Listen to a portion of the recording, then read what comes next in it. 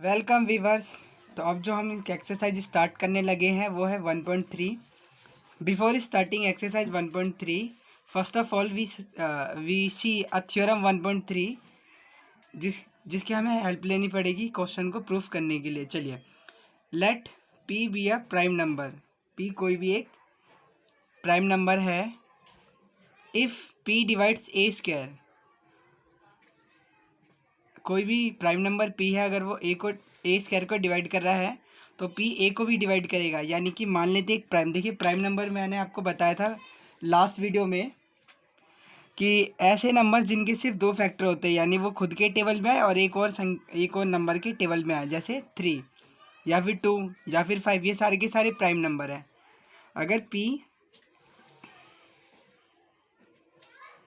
कोई भी prime number है और वो किसी भी नंबर को डिवाइड कर रहा है, किसी भी नंबर के स्क्वायर को डिवाइड कर रहा है, तो वो उस नंबर को भी डिवाइड करेगा। लाइक सपोज कर लेते हैं, अगर मैं 9 का स्क्वायर ले रहा हूँ, एक नंबर है ए स्क्वायर, मैंने उसे 9 का स्क्वायर मान लिया, और एक प्राइम नंबर में क्या ले लेता हूँ 3। देखिए मैंने कहा कि प्राइम नंबर 3 है। 9 का स्क्वायर कितना होता है 81, और अगर मैं इसको डिवाइड करूँगा तो डिवाइड हो रहा है। लेकिन अगर मैं ए का स्क्वायर यानी कि 9 का स्क्वायर लेने की बजाय सिर्फ ए लूँ, यानी कि सिर्फ 9 लूँ, तो क्या 3 फिर भी उसे डिवाइड कर रहा है? यस। तो ये बस आसान सी थ्योरम है कि अगर किसी के स्क्वायर को कोई नंबर डिवाइड कर रहा है तो वो उस नंबर को भी डिवाइड करेगा। ये तो हम पहले से ही जानते हैं। लाइक अगर 15 का स्क्वायर ले लें तो देखिए 15 का स्क्वायर कितना होता है 225 होता है। ये 3 से डिवाइड हो जाएगा आसानी से, 7 जा और 1 बचा, 3 5 जा। देखिए, और सिर्फ 15 ले ले, यानी कि स्क्वायर ना ले। देखो स्क्वायर को भी डिवाइड कर रहा है और 3 जो है वो 15 को भी डिवाइड कर रहा है। तो यही थ्योरम है, आसान सी। चलिए क्वेश्चन देख लेते हैं। Prove that √5 is a irrational number. कि जो √5 है वो क्या है? Irrational number. ये बात तो सबको पता है, पर जज साहब ये कोर्ट सबूत मांगती है, यानी कि हमें एविडेंस दिखाना पड़ेगा कि √5 क्या है, इरेशनल। अब मान लो √5 अब कटघरे में खड़ा है और हमें इसे सिद्ध करना है, यानी कि प्रूफ करना है कि ये अपराधी है। तो हमारे पास दो रास्ते हैं, या तो एविडेंस दिखा दो या एज्यूम कर ले कि चलो भाई जो √5 है बहुत सुंदर आदमी है।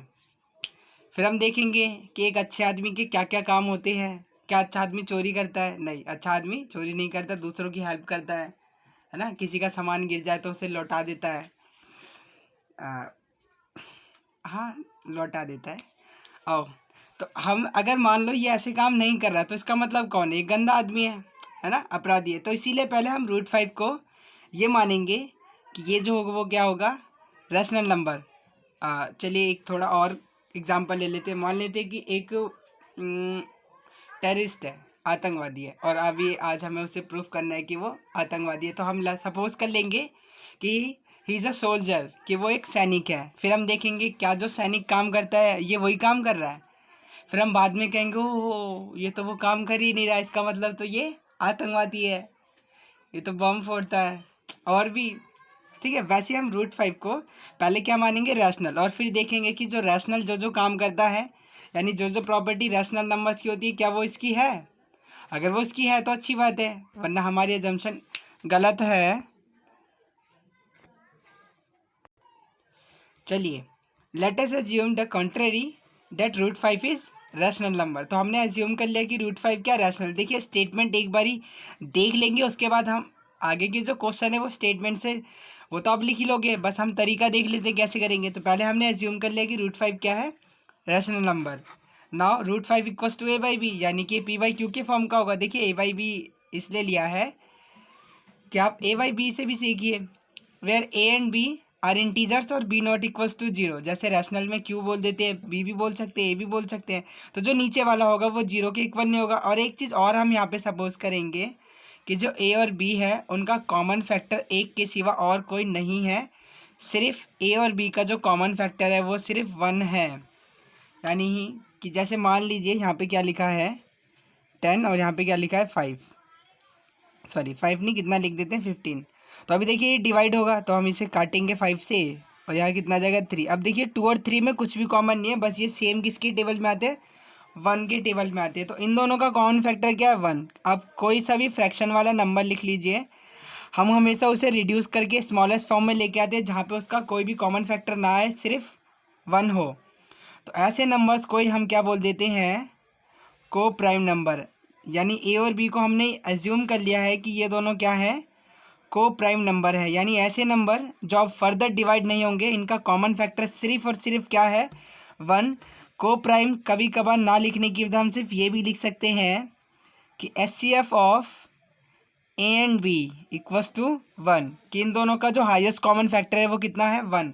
देखिए, को प्राइम मतलब सहभाज्य संख्या। सहभाज्य संख्या ऐसी संख्याएं हैं, या को प्राइम नंबर ऐसा नंबर है जिनका कॉमन फैक्टर सिर्फ 1 है। ठीक है, और ये रिलेट करके ही देखते हैं। चलिए, अब हमने मान लिया कि ए और बी क्या है? को प्राइम नंबर, यानी इन दोनों का सिर्फ HCF इनका कितना आएगा? 1। चलिए, अब देखिए, अगर मैं यहाँ पे क्रॉस मल्टीप्लाई करूँ तो 20 के साथ मल्टीप्लाई में आ गया और ये इधर सिंगल बचा है। अब हम क्या करेंगे? स्क्वायरिंग बोथ साइड, दोनों तरफ स्क्वायर कर देते हैं। देखो, बी का स्क्वायर हो जाएगा, और अगर हम रूट का स्क्वायर करते हैं तो रूट हट जाता है, क्योंकि रूट का मतलब क्या होता है? रूट का मतलब होता है कि उस नंबर की पावर हो जाती है 1/2, और अगर आप इसकी पावर कितनी कर रहे हो? 2, तो 2 से 2 कैंसिल हो जाता है, 5 सिंगल बच जाता है। और आपने दोनों तरफ स्क्वायर करा है, तो यहाँ पे किसका स्क्वायर करना पड़ेगा? ए का स्क्वायर। तो देखिए, अगर यहाँ पे हम स्क्वायर करेंगे तो बी का स्क्वायर √5 और ए का स्क्वायर आ गया। चलिए, therefore A square is divisible by 5। अब देखिए, इधर ये जो 5 है इधर मल्टीप्लाई में है, इधर आएगा तो डिवाइड में, यानी कि ऐसे। तो हम यहाँ पे थ्योरम बोलेंगे 1.3 से कि अगर ए स्क्वायर किससे डिवाइड हो रहा है? 5 से, तो ए भी किससे डिवाइड होगा? 5 से। देखिए, हमने स्टार्टिंग में ये थ्योरम देख ली थी कि अगर किसी का स्क्वायर किसी नंबर से डिवाइड हो रहा है तो वो नंबर भी उस नंबर से डिवाइड होगा। तो यहाँ पे हमने बोल दिया अगर ए का स्क्वायर 5 से डिवाइड हो रहा है तो ए भी डिवाइड होगा 5 से। देखिए, तो मान लेते हैं जब मैं ए को डिवाइड कर रहा हूँ 5 से तो कुछ वैल्यू आती है, मान लेते हैं x। तो अगर यहाँ से ए की वैल्यू निकालें तो एक वस्तु क्या आ जाएगा? एक वस्तु मल्टीप्लाई हो जाएगा ना 5x। तो सो वी कैन राइट एक वस्तु 5x for some integer x, किसी भी इंटीजर x के लिए कुछ भी वैल्यू आ सकती है। अब इस वाली वैल्यू को हम सब्स्टिट्यूट कर देंगे इस वाली इक्वेशन में। देखिए, एक वस्तु 5x आया, यहाँ पे सब्स्टिट्यूट करेंगे तो ए का स्क्वायर था, तो 5 का स्क्वायर कितना हो जाएगा? 25, और फिर x का स्क्वायर, और यहाँ पे क्या लिखा है? 5b का स्क्वायर। अब देखिए, इधर ये 5 मल्टीप्लाई में, इधर आएगा तो डिवाइड में, तो अगर इधर कैंसिल कर देंगे तो सिर्फ क्या बचेगा? 5। तो हम लिख सकते हैं b स्क्वायर इक्वल्स टू में 5x स्क्वायर। अब देखिए, 5 इधर मल्टीप्लाई में, इधर आएगा तो डिवाइड में। अगेन हम बोल सकते हैं अगर b स्क्वायर डिविजिबल है किससे? 5 से, तो b भी डिवाइड होगा 5 से, थ्योरम 1.3 से। That means b square is divisible by 5 and bye theorem 1.3 b is also divisible by 5। तो यहाँ पे हमें एक चीज़ दिखाई दी कि ये जो a है ये भी 5 से डिविजिबल है, और ये जो b है ये भी 5 से डिविजिबल है। तो इसका मतलब जो हमने लेट करा था कि दोनों के दोनों क्या होंगे? को प्राइम नंबर, यानी दोनों सिर्फ किससे डिवाइड होंगे? 1 से। वो बात यहाँ पे गलत हो गई। बात तो यहाँ पे क्या है कि दोनों किससे डिविजिबल हो गए? 5 से। Therefore a and b have at least 5 as a common factor, यानी इनका कॉमन फैक्टर क्या है? 5 है।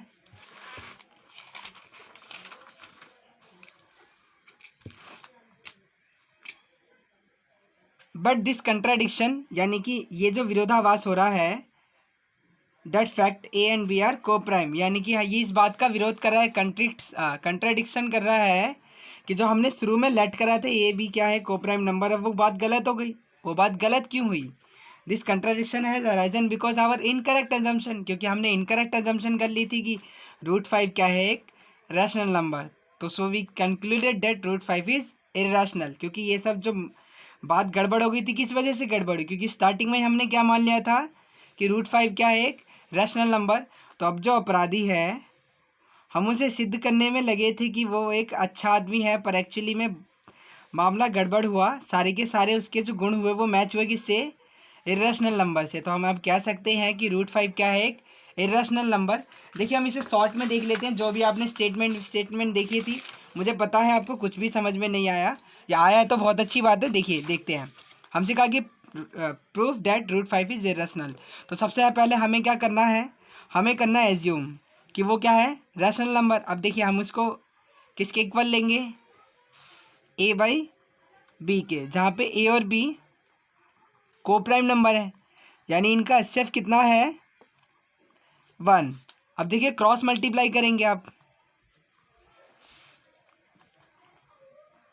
फिर इसके बाद मैंने स्क्वायरिंग बोथ साइड करा, तो देखिए बी का स्क्वायर आया और यहाँ से कितना बचेगा 5, क्योंकि रूट का स्क्वायर करते तो 5 आता है, और यहाँ से क्या आ जाएगा ए का स्क्वायर। अब देखिए 5 इधर मल्टीप्लाई में, इधर आएगा तो डिवाइड में, तो अब यहाँ पे थ्योरम लिखोगे 1.3, if a square is divisible by 5 then a is also divisible by 5। तो late a equals to 5x। अगर देखो इधर मल्टीप्लाई में, इधर आएगा तो डिवाइड में, यानी अगर ए स्क्वायर 5 से डिवाइड हो रहा है तो 5 ए को भी डिवाइड करेगा। तो ए मान लेते ए की वैल्यू कितनी आएगी 5x। अगर मान लो ए को मैं 5 से डिवाइड कर रहा हूँ तो वैल्यू क्या आ रही है x, तो मल्टीप्लाई करोगे तो 5x आ जाएगा। देखिए इसके बाद आपको थ्योरम लिखनी है, if a square is divisible by 5 then a is also divisible by 5। अब लेट करना है इक्वल्स टू 5x। अब देखिए इसकी वैल्यू यहाँ पे सब्स्टिट्यूट करेंगे in first, substitute in first. तो देखिए ए की जगह मैं क्या लिखूँगा, ए का स्क्वायर है तो यानी 5 का स्क्वायर भी करना पड़ेगा और x का भी करना पड़ेगा। अब इधर ये मल्टीप्लाई में, इधर आएगा तो डिवाइड में। अब देखिए वापस से ये इधर डिवाइड में आ जाएगा, यानी b square upon 5 equals to x square. अब फिर से आप थ्योरम लिखोगे 1.3, if b square is divisible by 5 then b is also divisible by 5। अब देखिए यहाँ पे ए भी 5 से डिवाइड हो रहा है, बी भी 5 से डिवाइड हो रहा है, तो अब देखो कंट्राडिक्शन की बात आ गई ना, विरोधाभास हो गया कि जो हमने स्टार्टिंग में माना कि ये दोनों क्या है, को प्राइम नंबर है यानी कि सहअभाज्य संख्या है, वो तो गलत हो गया। यहाँ पे दोनों का एचसीएफ कितना आ गया 5 आ गया।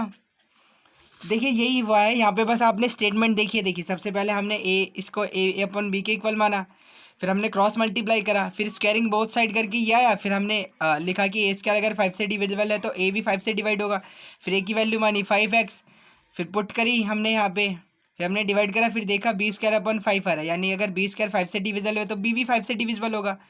अब हमें पता चला कि therefore a b have at least 5 as a common factor, कि 5 जो वो कॉमन फैक्टर है। तो अब यहाँ पे बात क्या होगी कि अब तो ये तो बात गलत हो रही है, क्योंकि हमें तो पता है कि वो को प्राइम है, तो ये बात गलत क्यों हुई, क्योंकि हमने गलत ही मान लिया था कि जो रूट 5 है वो क्या है, रैशनल नंबर है। So we concluded that root 5 is irrational. I hope you understand. अगर आपको चीज़ें समझ में नहीं आए तो एक बार स्टार्टिंग से वापस से देखिए, मैंने अच्छे से भी बता दिया है, ठीक है। चलिए second question, prove that 3 plus root 5 is irrational. जब हम 9th क्लास में थे तो हमें बताया गया था कि अगर किसी भी इरेशनल नंबर में आप रैशनल नंबर ऐड करोगे तो अगेन वो क्या बन जाता है, एक इरेशनल नंबर। हाँ इरेशनल ही बनता है। आपको याद आ रहा है, सच में सही याद आ रहा है आपको भी, क्या आप किसी भी रैशनल नंबर को इरेशनल नंबर में सम करते तो इरेशनल आता है, और सब्ट्रैक्शन भी करोगे तो इरेशनल आएगा।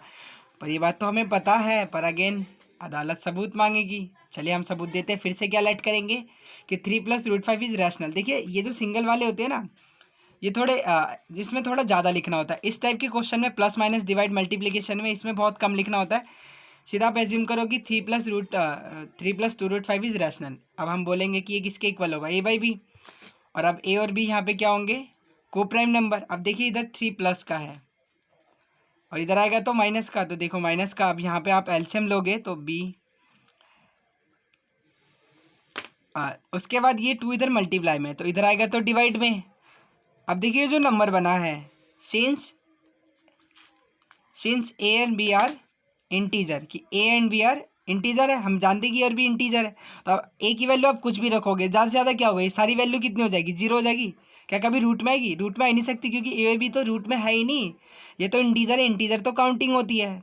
तो यानी ये जो पूरा का पूरा है, ये सारा का सारा क्या हो गया, rational number. Since a and b are integer we get ये रैशनल नंबर। और हम जानते हैं, देखिए क्वेश्चन में जब भी आपको एग्जाम में देगा तो वो आगे लिख के देता है, इफ़ गिवन कि रूट 5 क्या है, एक इरेशनल नंबर। अगर ये नहीं दिया है तो क्वेश्चन 4 मार्क्स में या 5 में आएगा, तो आपको फिर आगे उसके बाद यहाँ से फिर से वो फर्स्ट वाले क्वेश्चन का प्रोसेस करना पड़ेगा कि आपको फिर प्रूफ करना पड़ेगा कि ये क्या है, इरेशनल। और एग्जाम में ज़्यादातर ऐसे क्वेश्चन में आपको गिवन ही होता है कि ये जो √5 है वो क्या है, एक इरेशनल। अब देखिए फैक्ट क्या है, अब हमें ये पता चल गया कि ये क्या है, एक rational number. So √5 is rational. अगर ये रैशनल है तो रैशनल के इक्वल रैशनल ही तो होगा। पर दिस कंट्राडिक्ट्स द फैक्ट। हम जानते हैं फैक्ट क्या है, √5 एक इरेशनल।